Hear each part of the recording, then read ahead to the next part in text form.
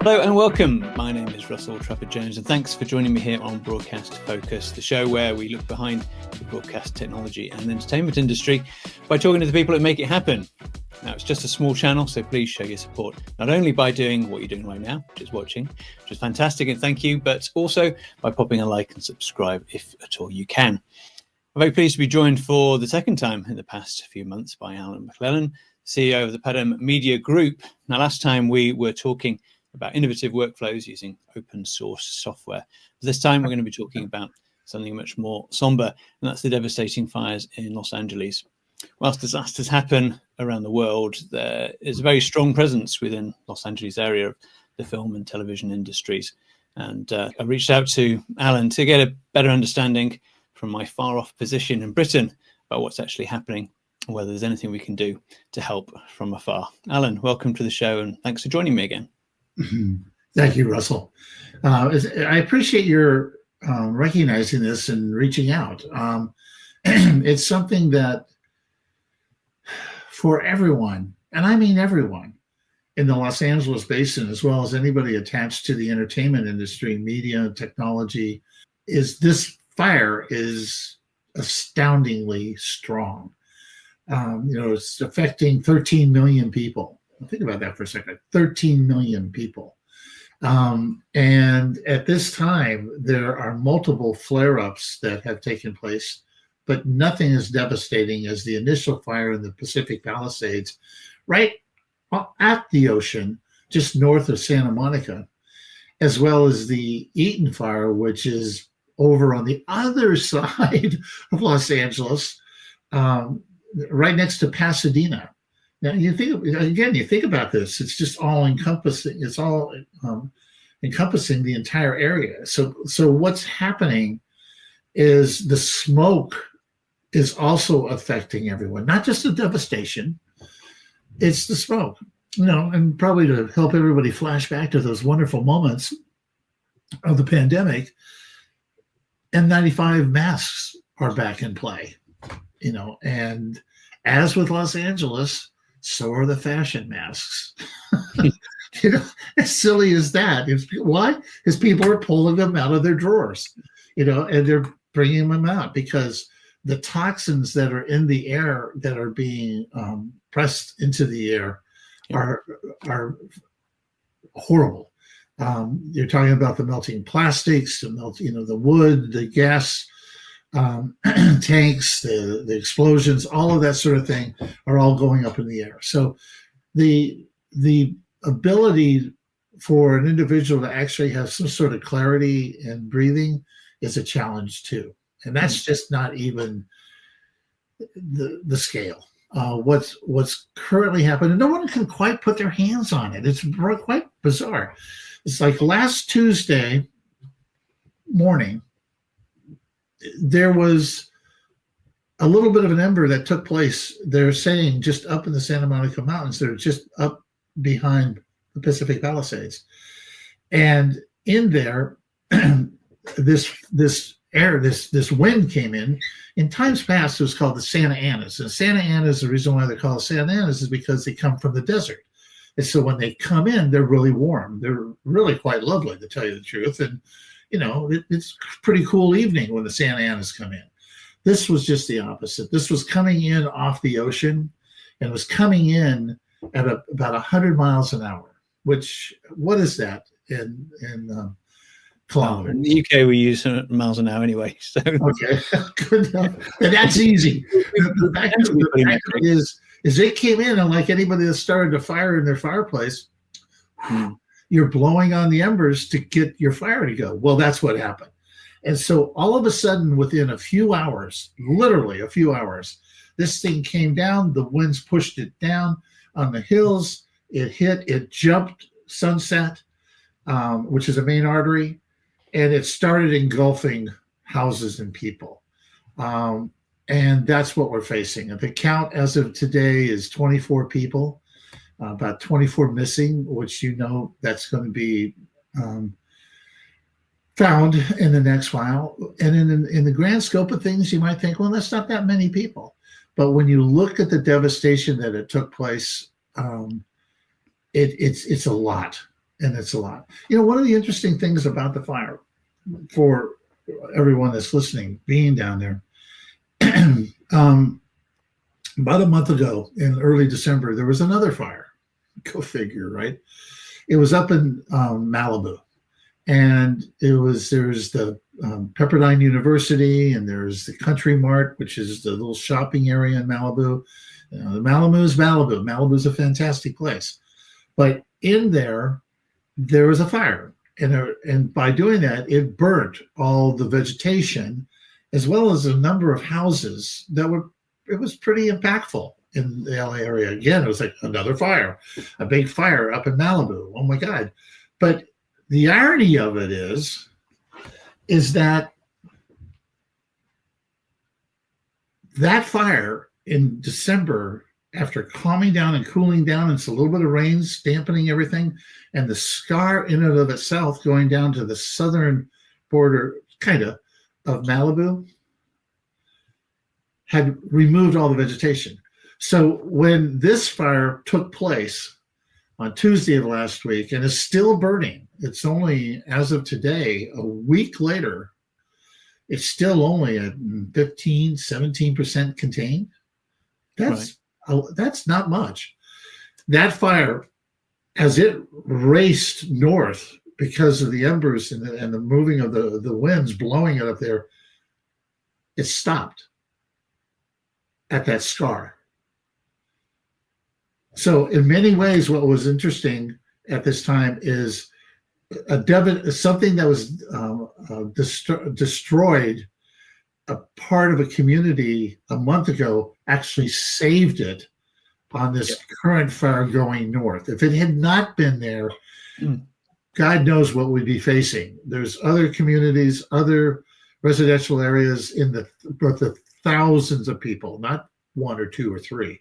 We're talking tens to 20,000 people, homes. So what we're facing in today's LA basin is something that is unprecedented. And, many people can say, well, it's not that much, but it's massive impact.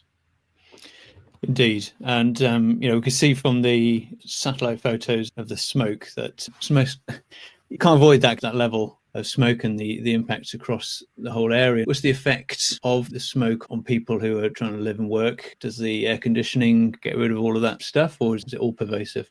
It's all pervasive.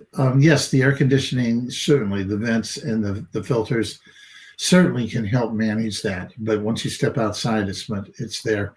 What's the greatest concern in the area, because of the air currents that are in the entire basin, it's going throughout Los Angeles, and consequently the kids are getting exposed to it. So, the kids are being, they're going to school, but like in times past, they have to be mindful of when they go outside to play. And each area is a little different. You got a large,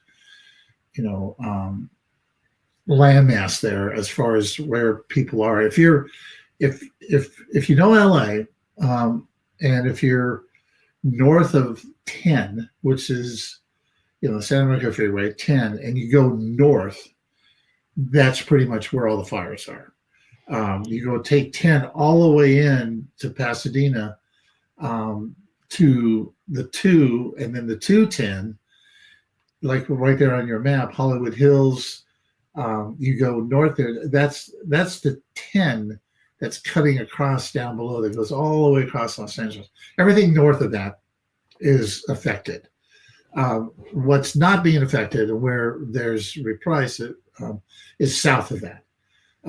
That's not getting hit at this time. And so that's where many of the thousands of families that are displaced from these fires, fortunately, they have friends and family that are south there, as well as many people, interestingly enough, are actually leaving the area and heading up to San Francisco, where there's the community, whereas the entertainment community is embracing those families as well up in San Francisco. But where the areas, let's just get down to it with the kids. I have a family member who they're in the Palisades, and they grabbed their kids on Tuesday when they were ordered to evacuate, and they left. They left and they went to the desert, and the desert means Palm Springs.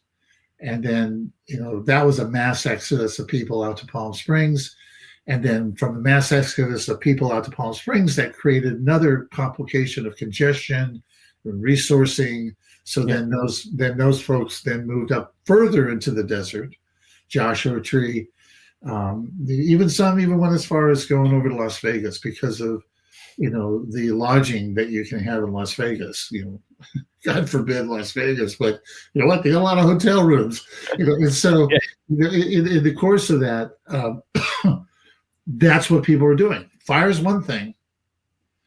Your house is gone, or it's okay, but you got to get out of the air. And the air is, like I said earlier, with the pollutants that are in the air, it's pretty rough. The reason I wanted to talk about this really is just to understand how that impacts the industry, the day-to-day. Not familiar with the area, but I know that Los Angeles, Hollywood is a hotbed of the film industry, but also television. But these are purely residential, which means it's not necessarily impacting companies, but it's going to impact the people who work for those companies. Yeah, no question about it. There's about three main areas that do a tremendous amount of production. That is in Santa Monica, where a lot of the studios have the West Side offices. Culver City, which is the home for Amazon Studios and MGM, Sony. LA is a massive residential area with a smattering of buildings every so often, and in there, what surrounds all of the studios are residential areas. And so those are communities in and of themselves. And then you have Burbank on the east side. So those are untouched. But what's heavily touched are the people that work there. In the Burbank area, you have the Burbank Hills, you have the Glendale Hills, you have Pasadena, and you have Altadena, the Eaton Fire. To the homes there and getting outside of the congestion. Many people live up in those hills because it's quite lovely. On the other side, over in Culver City and in Santa Monica, many people live in the Palisades. In fact, that started out back in the 1920s with Buster Keaton and a few others. That's where there wasn't anything out there. That's when MGM and all were starting to build the studios and making talkies and move things through. That's where everybody kind of left. They went out to, the Palisades, which are on these bluffs, and they overlook the ocean, and they created their community called Pacific Palisades. And so, the names of the streets are university streets. The names are different people from the entertainment industry in and of itself. So Pacific Palisades is that other kind of entertainment residential area. The Huntington Palisades, that's where, many of your major stars today live. And then you have Brentwood, and Brentwood's attached to the Palisades to the east. And the fire is coming down from the Santa Monica Mountains on the backside of Brentwood. So for a sense of scale, we've got this picture, which basically shows that it's as wide as what most people think London is. Well, isn't that interesting? That is a really good comparison. It helps because the problem from my perspective is USA is bigger than I can imagine. Been there many times, it's a great place, but I still, it's still such a massive place. California is massive in itself. And of course, Los Angeles is massive. So to understand, how much is gone is difficult. And from my point of view, every now and again, you watch something on the news, which is about some devastation. And what sticks in my head is what it's like to just totally lose everything in your life. It only needs one thing that's happened to your house often, and then pretty much all of your documentation is gone, and everything that you've ever had probably is gone. And whenever I've watched those news stories, that always comes to mind. And I think it's probably because I've never got to grips with it, and I still can't, obviously, but because it's so unfathomably hard to imagine, and indeed difficult to recover from, that means to think that there's so many people in such a wide extent of housing, and therefore families and individuals who have lost everything, particularly if they're going to be otherwise trying to come into work and within the industry, wanted to understand what it is that we can do as an international community to help and do whatever we can. This isn't like just ground that's showing on top of Manhattan and Greenwich. These are literally like the same congestion of residential homes. These are all homes. Yeah, all dense. That are gone. This isn't like just out in the woods. These are all homes that are decimated. When it comes to the individuals, I was on calls yesterday and then calls this morning, ironically enough. I was on a call this morning with someone that lives right up at that kind of further edge that you're looking at there. They're still under evacuation orders. Today is a very big day. Today being Tuesday, the 14th of January. Today's another really big day for wind. We'll make it through this day, but there's that kind of Pavlovian reaction of last Tuesday was the beginning of all this. Well, today is actually going to be a bigger wind event than happened on Tuesday of last week. So everyone's kind of holding their breath, no pun intended, towards this kind of situation. So we're all kind of waiting for this, hopefully this wind event to end tonight or tomorrow morning or whenever it might be. You got to also remember these fires. It's bizarre. The amount of wind and hitting the flames in and of itself has created tornadoes into these communities. And the tornadoes, it's not just the wind blowing things through. These tornadoes, and if you've ever seen any movies with tornadoes, they're literally going and just chewing up things. So it's quite astounding what's happening. But the calls that I was on, yesterday and today, in all of them, there was someone that wasn't on the call that was their house had been lost or they're under evacuation orders. And the thought in every one of these was, we can hold on that.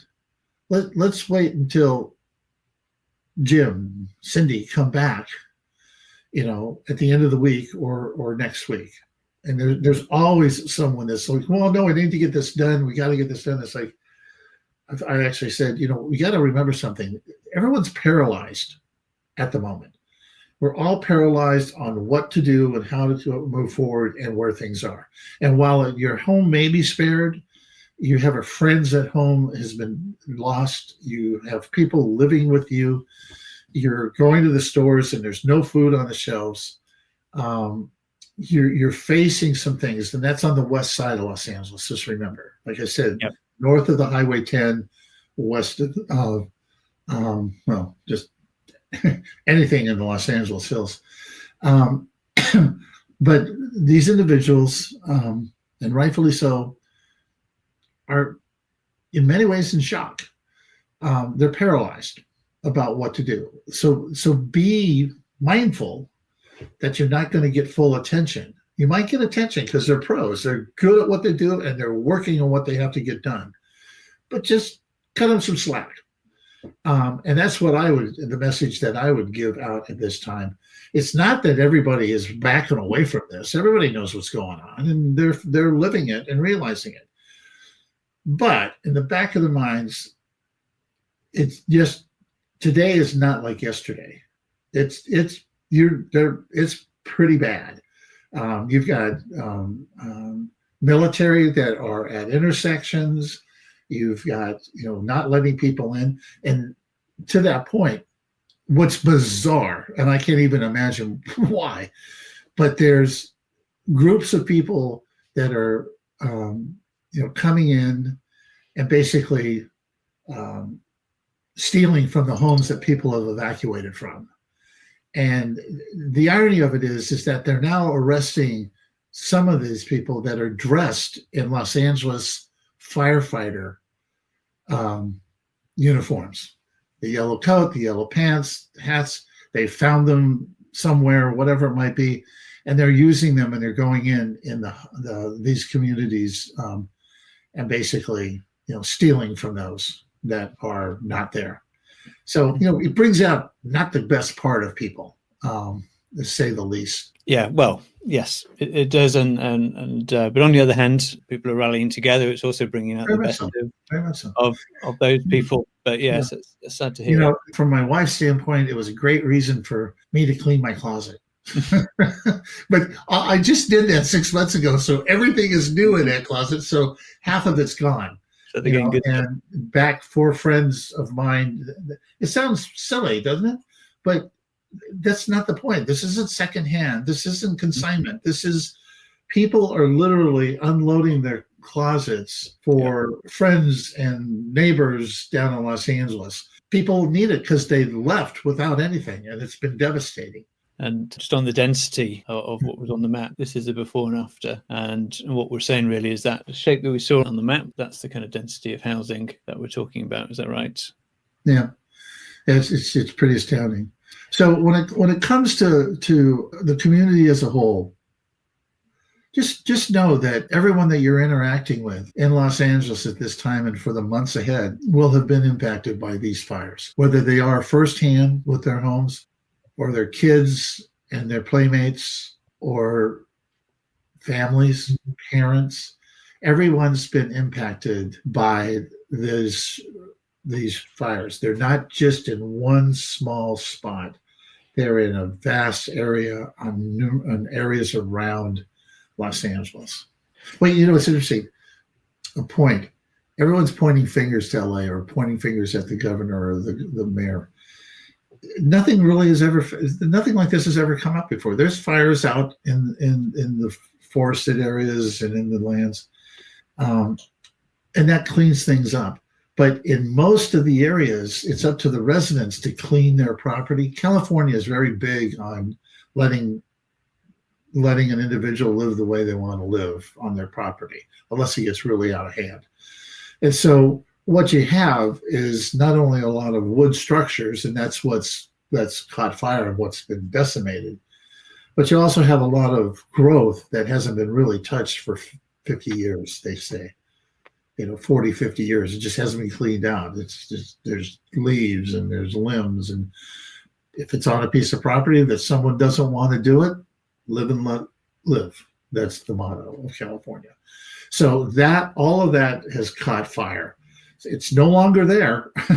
It's going to be cleaned up. But the fact of it is, that's what's part of the fuel that filled the fire's flame. So from afar and locally, obviously you're saying that there's all sorts of activities within the area to help. From afar, there is the MPTF. Mm-hmm. Is that something that anybody can donate to? And this is a reputable organization with the Motion Pictures and Television Fund. It's a reputable group in the community, not just in Los Angeles, but this helps those in need throughout the world, for that matter. Just happens to be that right now the real need is in the Los Angeles area.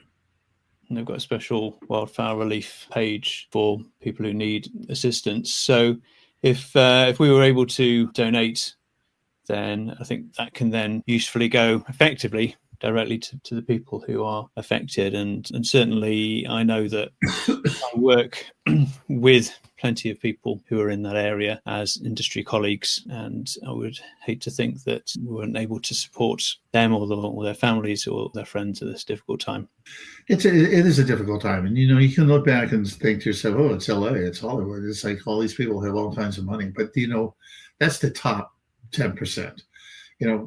What makes Hollywood and makes entertainment, television, and film so great, all the production people and all the people that work to make the shows real. They don't live like what's portrayed within, the entertainment industry. They are just like everyone else that are doing project to project, and kids are in school, and right at the moment they've lost a lot. So in this case, like I mentioned before, we're doing our part as best we can, in hopes that this can be beneficial. And the one thing that you can remember is there are different areas within Los Angeles that are affected. This fund is smart and helpful in helping to disperse this kind of support. In times past, the people asking are vetted. They're not just open, glad-handing, looking for money. They will find the address of the home. They'll go take a look online. They'll go take a look if it's there. They'll see if it's a reality of the case. And then if the person in and of itself, what do they do? Where do they work? What have they worked on? What their age is? Then the impact of what's required. So the URL's on the screen. It's not hard if you can remember this MPTF thing. It's ptf.com. But I would say if anybody feels compelled and is able to support, then this seems like a very sensible place to go. And there's lots of places, but this one's towards the entertainment industry as a whole. There's the American Red Cross. There's all kinds of things. The ones that we're also very supportive of are the local SPCA, which is otherwise known as the Pound, which is where all the lost dogs are going. When an individual loses their pet or has to leave their pet behind, it's gut-wrenching. The outpouring of support down in the parking lots, down in Santa Monica, there are vets that have set up 3x6 tables and little crates behind them, and they're helping people and their pets. They're not charging a thing. Everyone's helping right now. And that's where the good part of humanity comes out. We're destined for the bad side to come in the next few weeks. So we have to be all very attentive on scams and misrepresentations. So that's what we're facing right now. It's been a big impact. So the only thing I say in closing is,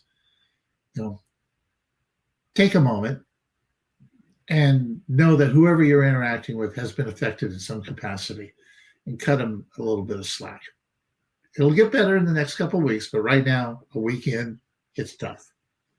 Yeah, absolutely. Thanks, Alan, for coming on and talking us through that. As a local resident, it's really helpful for people who aren't in the US to get a grip on the situation, and also to know that there's somewhere in ptf.com, which if they are interested in supporting colleagues and industry people specifically, we can go there and feel like we are coming together as our own community internationally.